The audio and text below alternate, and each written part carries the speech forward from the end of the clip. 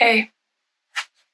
Hi. Hey. Oh my god, I don't know. I feel a little uncomfortable just starting out. Probably me myself. I also just think I'm not in the rhythm of recording myself and talking to myself in a room by myself. Than to choose to share it online to strangers. How am I thinking it all? Kail Anderson, yeah. I have only written the words going offline for like 2 years because it felt. And then I was like, you know what? I'm just gonna improv it so it's all natural. But now that I'm here, I'm like, man, wish I had some notes. But I guess I'm just gonna go with it.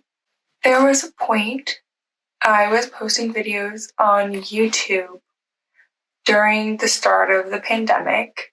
I was living at my parents' house. It was really like something fun for me to do. And I was starting to build this digital footprint. I wasn't getting much traction, but I was getting some views. And like, I don't know, the 500 views I got was like freaking me out a little bit because like, I do know 500 people theoretically, but theoretically I don't. You know what I mean? Like I tried really hard to name 500 people I could. But at the same time, it's like, there's no way all those 500 people clicked on all that. You know what I mean? So it's strangers, which is like understandable, but it's just freaked me out a little bit. I had like one person be like, I love this. And it was like me abstract painting. And I'm like, oh my gosh. That one person, I was like, obviously that's what I was like hoping for, but I was kind of hoping to make stuff that is so much more about just having someone like a friend to hang out with more so than it is to be about anything content related. I think it's more so for me to have these younger like snippets of myself as I age and progress. So it's now cool that I have this like time capsule. And so I'm interested in almost sharing for that sake, for my own time capsule. I also was starting to make content that was very like, I don't know, almost trendy. I know that sounds like awful, like my Aquarius moon, like trendy, something's trendy. But no, it was just very much like, I didn't know what to post, but I think I wanted to post. And I don't know, because some of the stuff now I'm like, I don't think I would make that now, but isn't that just what growing is, right?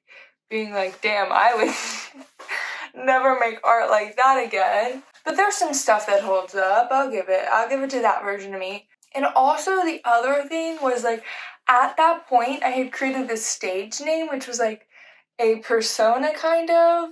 So it was more so that I wanted to have my legal name like clean so that I would have, you know, if I posted stuff on the internet, a job couldn't look it up and that would be the first thing that came up. So I wanted to have like a buffer name, especially at that point because I guess I was making stuff that was more like YouTuber-ish. And then I ended up going and performing stand-up comedy under that name, and I just felt such a dissonance. I just felt very much like a separation between this identity I had created and the actual real life events I was experiencing that I was talking. Because it's like Kate Andrews never went through that at all. Like honestly, it's like I'm happy for her, I'm glad she lived, but I don't know her.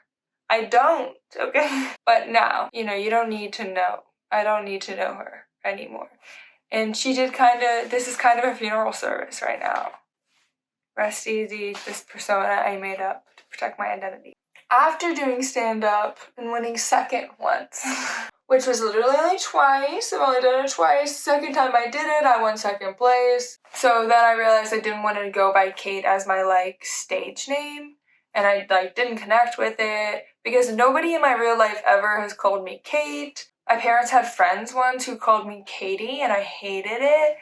And I also once knew this really mean old lady named Katie. So that's probably why for me. And after doing stand-up, I was like, no.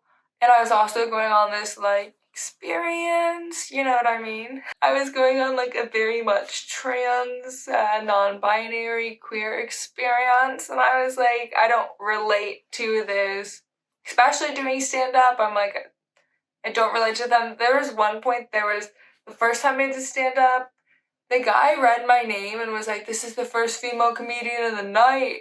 And I was like, 1, yuck, hate that. You know what I mean? 1, don't relate. 2, why do you have to bring that up? And 3, I wasn't.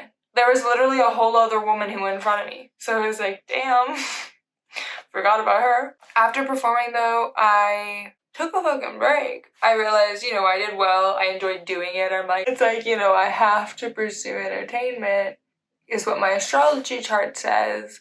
So I'm just now at that place with accepting it. I once had a high school teacher say like, oh, I see you doing art, like the more entertainment art. And I was like, oh my gosh, I was so offended by it. But now that I'm here, I'm like, damn, that is so spot on for me.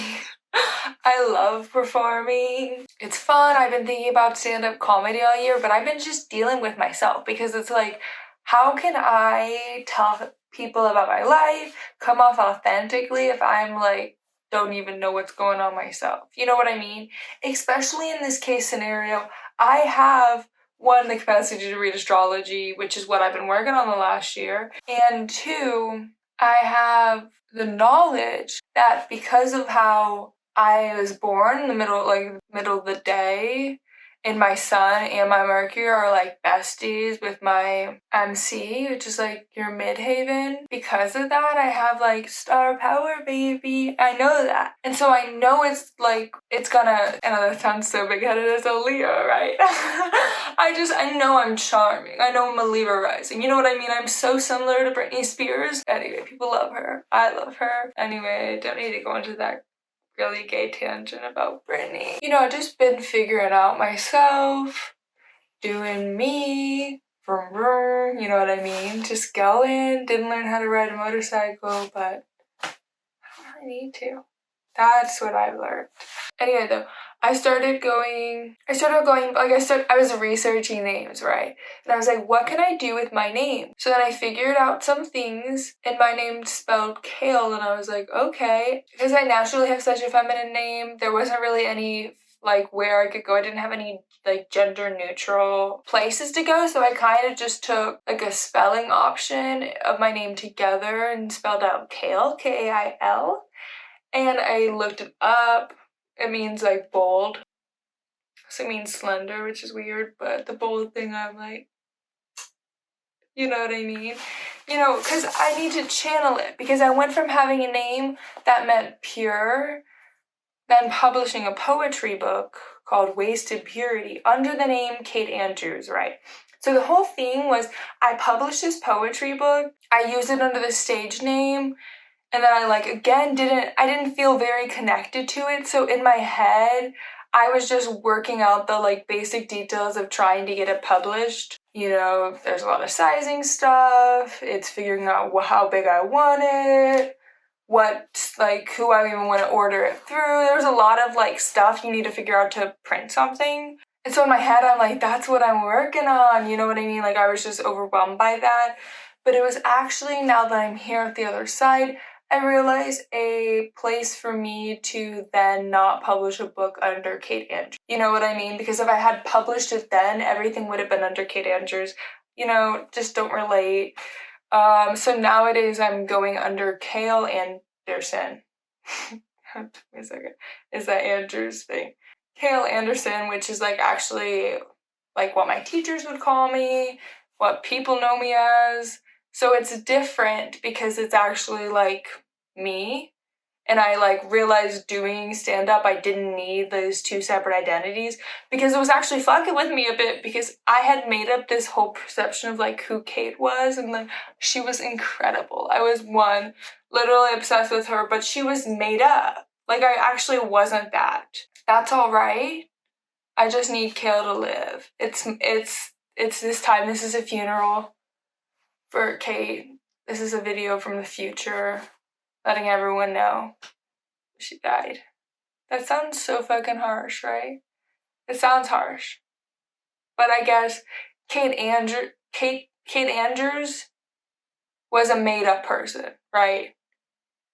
It's not even I went by that in general. She was just like a social media figurine that I made when I dyed my hair brown. Where that takes me to is I'm going to republish all my work. Well, I never even published in the first place. For the best, it's like technically online published. It's technically considered published because anything that's online is considered published, which is wild to think about. You can technically email yourself something and it copyrights it. Just a heads up. But anyway, so I did publish it online, and I was originally thinking, maybe I was a bit upset and was postponing publishing it because I had a very indifferent reaction. Like, is this worth talking about? It's like, I don't fucking know. I had an indifferent reaction from the person, from some of the poems, about the person some of the poems were about, and that's cool. It just is like, damn, for me personally, it's just really like, wow, it's been a year for me in a lot of ways, and it's like, and it's like, why did I have a psychic vision that one time? Like, what the fuck? And then I have dreams all the time that come true, and I'm like, no, I don't do that. That's a Raven thing, but I definitely feel like her. I'm going through it. As a spiritualist. This is the other thing I'm at. I spent the last year and a half probably, because that was probably the last time I posted, just spiritually figuring it out too, because I, at that time, would not have been at the place or the capacity to handle attention that I, at this point, could, because of the fact that I egoically am not writing it out, where I might have been 2 years ago. Damn. I'm like so aware of the ego, because I had a whole conversation where I was like, how do you know you want? And then I was like, well, the ego's already aware. And I'm like, damn. Once you become aware of the ego, you just have to laugh. But there was this really good bell hooks quote from All About Love that talks about how love is holding someone else spiritually accountable. I was like, wow, gorgeous. But I've been like, damn. And how have I been holding myself accountable? Have I been holding other people? Am I in relationships that is a mutual beneficial like that, where it is like a accountability thing? It makes me reflect. I'm in it. It just now kind of feels like I'm catching up with an old friend. Hey, we haven't chatted in 1.5 years, but actually I don't want to be friends with people that I don't talk to that consistently. That's also another thing. Just been figuring life out. I'm at a point in my life, and I am at a shifting point every form way. I just graduated college. I have what feels like very little friends, and all the friends I do have theoretically kind of just reach out to me, but only when it feels like it's conventional for them. And I'm like, that's cool for you, but I can't take that anymore. I really can't. I'm not conventional. I'm not always there, even if before my door was always open. I gotta shut it for me.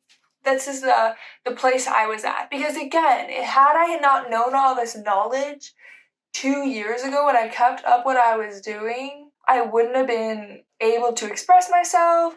I wouldn't have been able to create the boundaries that I need as a human being that 2 more fucking years of therapy blessed me with. So it's just like there's a lot of growing in 2 years. I'm really thankful I took that break, because I, one, was like just kind of like some of the ideas I had were funny and like cute, but I was kind of just bored and uninterested in it. And it's like at that point, what am I doing it for? I had made up this whole schedule. I had been like, oh my god, I need to. I don't need to do anything. I don't. Like, ultimately, as human beings, we don't need to do anything but just exist. That is what the ultimate liberation and where we should be, where we should strive to be as humans. You know what I mean? That we're just all comfortably taken care of, that the most fundamental thing we can do is just exist. It's also just, I think, how I'm perceived, especially on an app like this.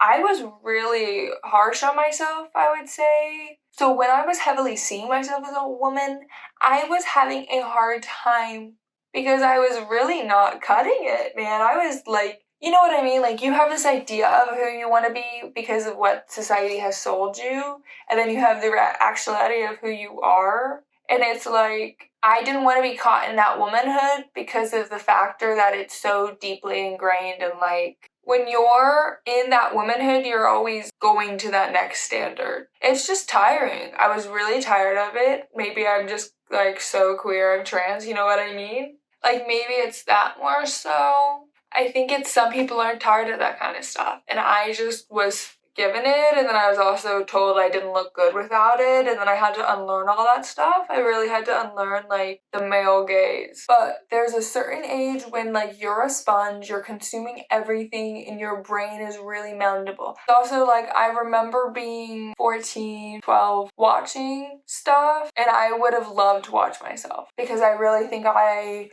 really like great. So I remember being 14, 12, and I really wish I would have had someone like myself to watch at this age. Obviously, at that age, I would have been absolutely so off the walls.